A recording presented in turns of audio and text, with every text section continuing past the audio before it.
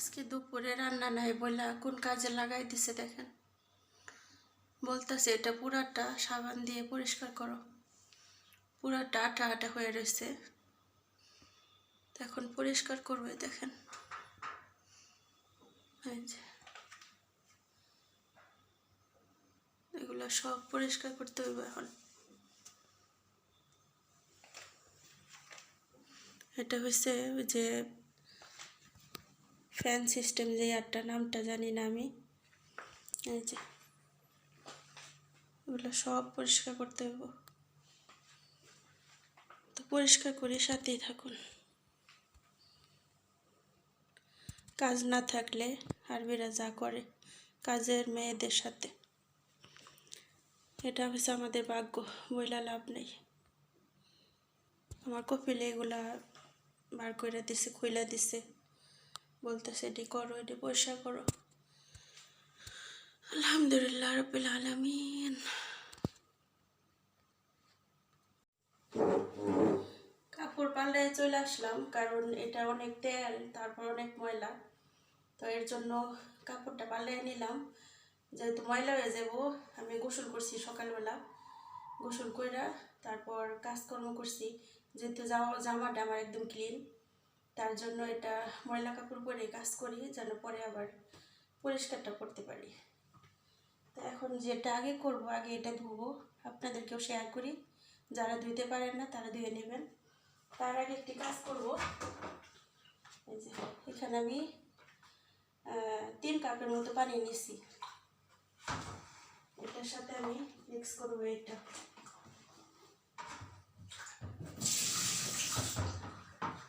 Mix করলে হইব, আমার জন্য সুবিধা হইব আর কি ধুইতে।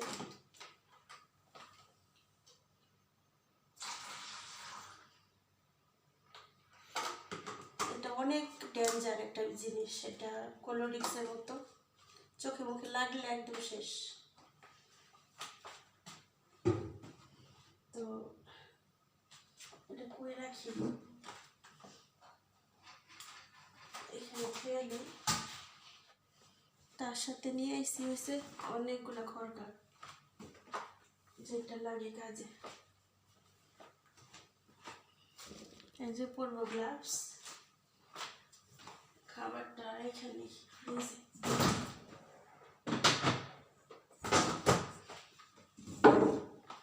চলেন শেয়ার করি, দেখাই।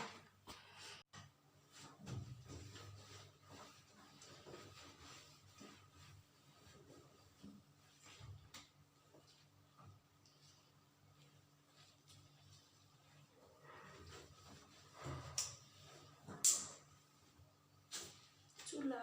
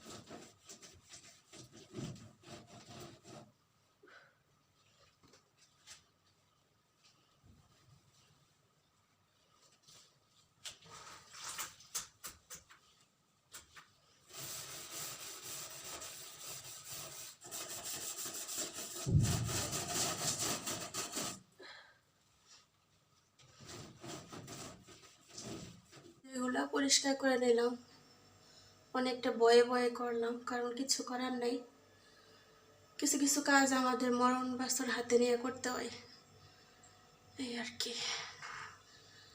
এই যে এগুলো আলহামদুলিল্লাহ,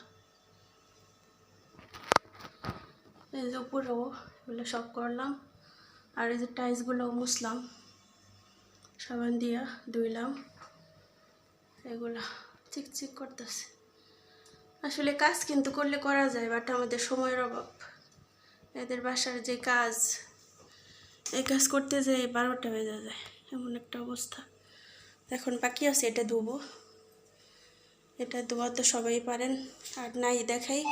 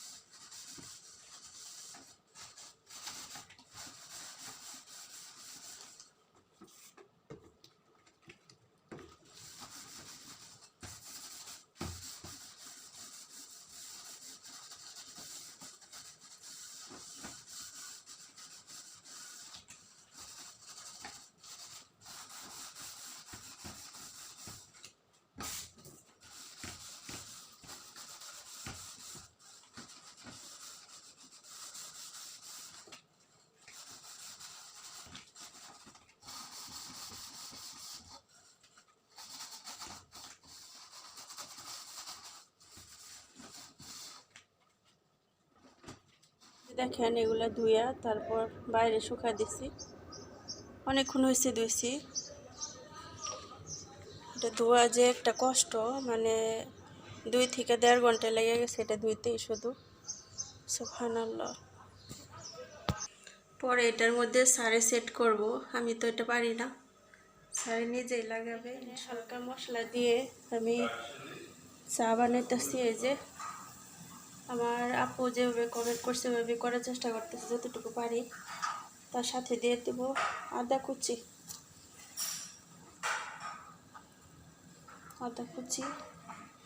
এখানে লং, এলাচ, দারচিনি দেওয়া হয়েছে।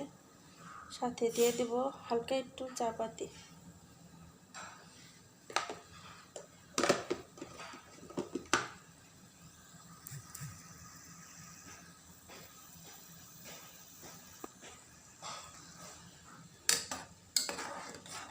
আস্তে আস্তে এটা জাল হোক, একটু জালটা কমাইয়ে দেই।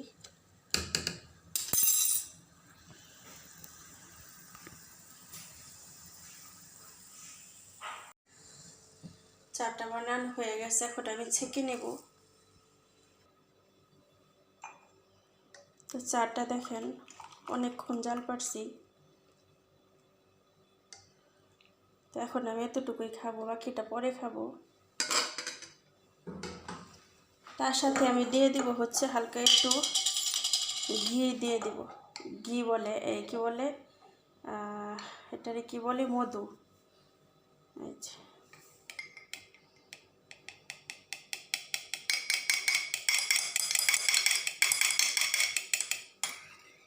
ঠিক আছে। এছাড়া হালকা একটু তিতা তিতা লাগবো, তার জন্য বেশি একটা দিব না, অল্প করে দিলাম। এই পর্যন্ত করার মতো অবস্থা। তো খেয়ে দেখি ইনশাআল্লাহ, আল্লাহ যদি মাফ করে ইনশাআল্লাহ। সারাদিন অনেক কাজ করছি, করার পর আপনারা দেখলেনি কম বেশি। করার পর এখন আর গলার ব্যথায় আর ভালো লাগতেছে না। কালকে একটু সময় নিয়েছিলাম, এই চাটা করি নেই, তো আজকে করে আনলাম এই চা। এখন আমি চাটা খাই ইনশাআল্লাহ, আল্লাহ যেন এটাতে উপকার দেয়, উপকার হয়। আজকে কয়েকটা দিন ধরে ঠিকমতো খাওয়া নাই। যদি দুপুরে ঠিকমতো খাই, রাতে খাই না। রাতে খাইলে সকালবেলা বিস্কিট, চা, কফি, ব্যাস এতটুকুই সময় পার করি। আর কাজ তো করতেই হবে। তো এখন চাটা বানাইলাম, খাই, দেখি কি রেজাল্ট আসে ইনশাআল্লাহ। আপনাদেরকে কালকে বলতে পারবো কেমন হলো ইনশাআল্লাহ। তো খাই। বিসমিল্লাহির রহমানির রহিম।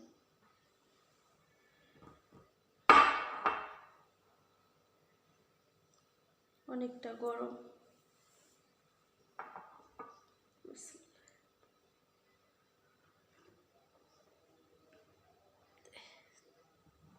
তিতা।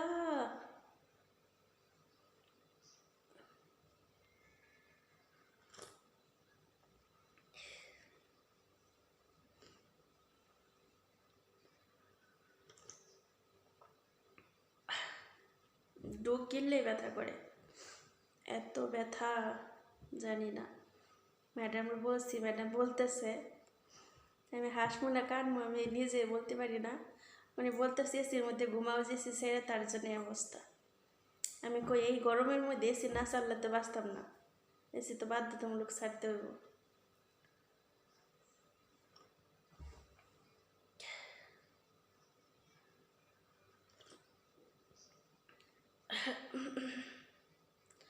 मर्रा घर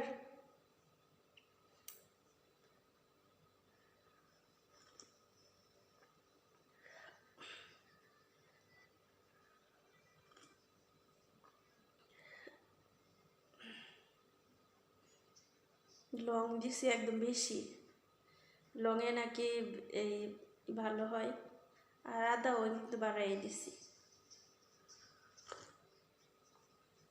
Ich bin gestott.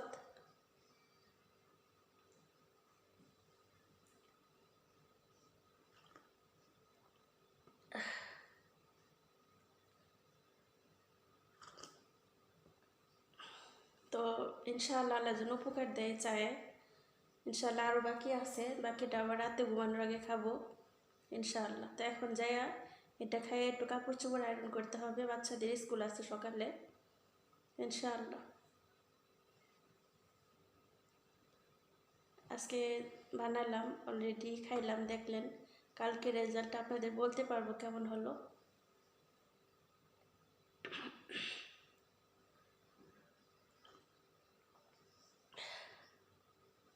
তো ভিডিওটা এখানে শেষ করব।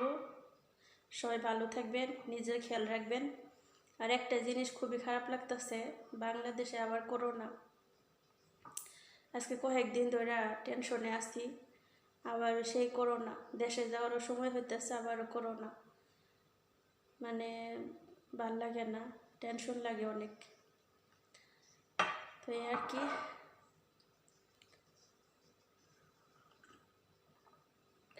সবাই দেখে শুনে চলাফেরা করবেন, যেই বাহিরে যাবেন মাস্ক পরে যাবেন ইনশাআল্লাহ। বাহিরে যাবেন সূরা কারাত পড়বেন না, সবসময় ঘর থেকে বের হওয়ার আগে আল্লাহর নাম নিয়ে উঠবেন, ঘুম থেকে উঠবেন, আর ঘর থেকে বের হওয়ার আগে বিসমিল্লাহ তাওয়াক্কালনা আল্লাহ লা হাওলা ওয়ালা কুওয়াতা ইল্লা বিল্লাহিল আলিয়্যিল আযীম হাসবুনাল্লাহু ওয়া নি'মাল ওয়াকিল। সবসময় ঘুম থেকে উঠেই পড়বেন। ঘর থেকে বের হওয়ার সময় পড়বেন, গাড়িতে ওঠার সময় পড়বেন, আর সবসময় সূরাতুল ইউনূস পড়বেন, লা ইলাহা ইল্লা আনতা সুবহানাকা ইন্নী কুনতু মিনাজ জালিমিন। এটা সবসময় পড়বেন যেন আল্লাহ পাক বিপদ আপদ থেকে রক্ষা করে। এই সূরাটা শুধু বিপদ থেকে রক্ষা পাওয়া না, আমি অনেক ফজিলত পাইছি, এটার হাদিসের বইয়ের মধ্যে আছে। তারপর আমি নিজে পাঠ করে অনেক সমস্যার সমাধান পাইছি। আসলে মানুষ কিন্তু কোনো কিছুরই মালিক না, সব কিছুর মালিক আল্লাহ পাক। তো যাই হোক, ভিডিওটা এখানে শেষ করব। সবাই ভালো থাকবেন, সুস্থ থাকবেন। আল্লাহ হাফেজ, আসসালামু আলাইকুম। সবাই আমার মেয়েদের জন্য দোয়া করবেন, আমার ফ্যামিলির জন্য দোয়া করবেন, আল্লাহ যেন সবাইকে হেফাজত করে। আমি আপনাদের জন্য দোয়া করি। তো আল্লাহ হাফেজ।